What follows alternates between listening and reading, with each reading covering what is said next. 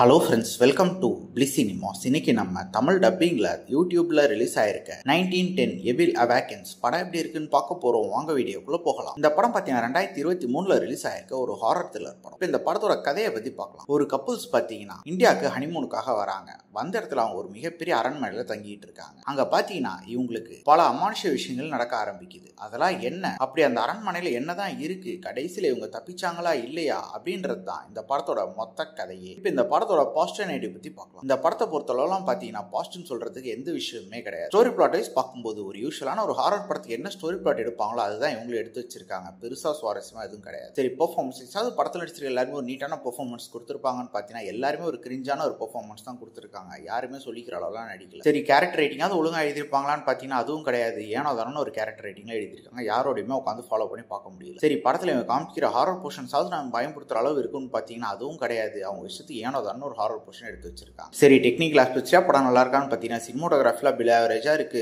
Sound எஃபெக்ட்ஸும் சுத்தமா சரி கிடையாது. பேக்ரவுண்ட் ஸ்கோரும் சரி கிடையாது. சரி, விஎஃப்எக்ஸ் அது ஒழுங்கா காமிச்சிருக்காங்களான்னு பாத்தீங்கன்னா அதுவும் கிடையாது. ரொம்ப புவரான ஒரு விஎஃப்எக்ஸ் தான் காமிச்சிருக்காங்க. ஸ்கிரீன் பிளேஸ் அது இன்ட்ரெஸ்டிங்கா இது எடுத்திருக்காங்க பாத்தீங்கன்னா அதுவும் கிடையாது. அவங்க இஷ்டத்துக்கு ஏனோ தானே ஒரு படத்தை எழுதி எடுத்து வச்சிருக்காங்க. மொத்தத்துல பாத்தீங்கன்னா இந்த படம் ஒரு பிலோ ஆவரேஜான படம். வேணும்னா ட்ரை பண்ணி பாருங்க. படத்துல அடல் கண்டென்ட் இருக்கு. ஸோ ஃபேமிலியோட ட்ரை பண்ணாதீங்க. இன்னொரு வீடியோல சந்திக்கலாம். தேங்க்யூ.